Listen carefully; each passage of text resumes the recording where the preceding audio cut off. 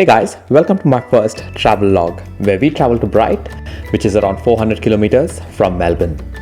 It all begins with me trying to flaunt my mediocre culinary skills as I cooked up some food for the trip ahead. We then had to make our way through some horrid Melbourne traffic before we made one of the best decisions of the trip, which was to have some dinner at Burgerville in Bright. For dinner, we ordered the Hoff and the vegan burger, and of course some chips. And here's a picture of my wife advertising her favorite food group, fried chips.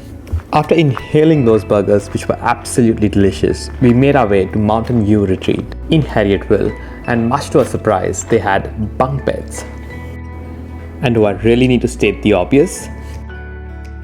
The next morning was pretty cold, and right outside our motel, we saw a few ducks just chilling out, probably discussing how unfair life was because they didn't have bunk beds. We then headed out to the Chalet Lookout, which was 30 minutes away from where we were, and we were in absolute awe of the beautiful autumn colors that were on display. It was a steep but a beautiful drive, and on the way there were some cyclists who did slow us down, but you had to respect the effort here. Once we got there, I must admit that it was kind of underwhelming, but they did have this little glass floor thing which is quite uncomfortable to get onto at first, but once you do, it's pretty cool.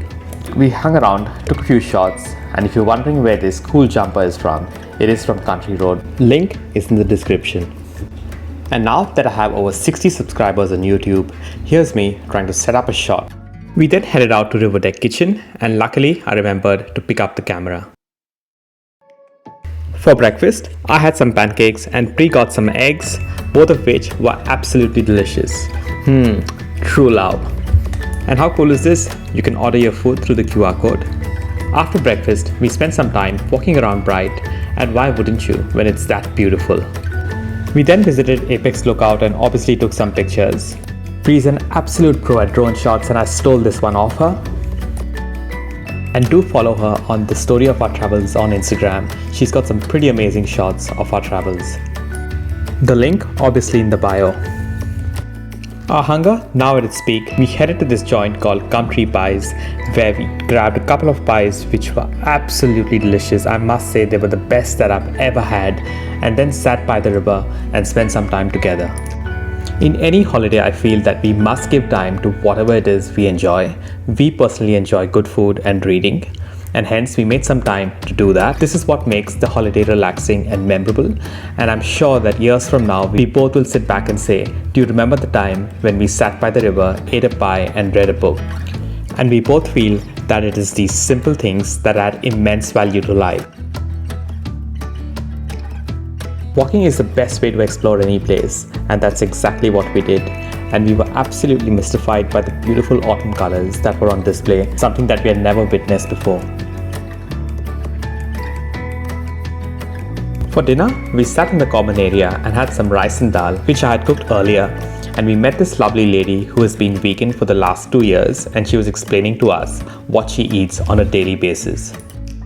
It was now around 8:30, and I was extremely happy to get on the top tier of my bunk bed and call it a night. The next day, it was time to pack up and leave, but on our way back to Melbourne, we decided to stop at a few places. Here are a few visuals from our drive, and I'm sure you won't blame us for wanting to stop and clicking a few pictures.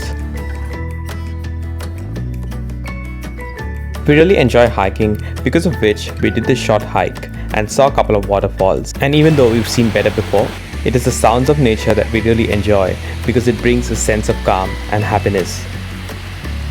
I quickly snacked on some low-fat Greek yogurt, and as we were driving back to Melbourne, Pri got hungry and we saw this Turkish cafe in Martelford called Cafe Fez that intrigued us enough to stop and have a peek. I'm glad we did because the cafe was wonderful, and Pri says it was the best breakfast she's ever had.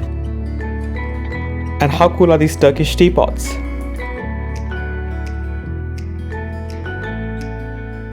This place was so beautiful that the only way us millennials know how to react to beauty is to take some photos with the sincere intention of revisiting them someday.